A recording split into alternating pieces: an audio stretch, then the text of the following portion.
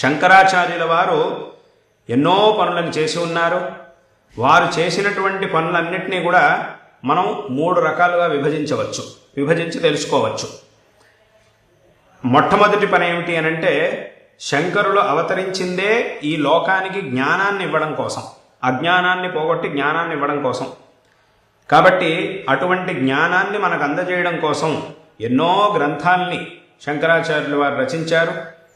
ఆ గ్రంథములలో ప్రస్థానత్రయ భాష్యాది గ్రంథాల్లో అద్వైత తత్వాన్ని ఉపదేశించి మోక్ష మార్గాన్ని చూపించారు.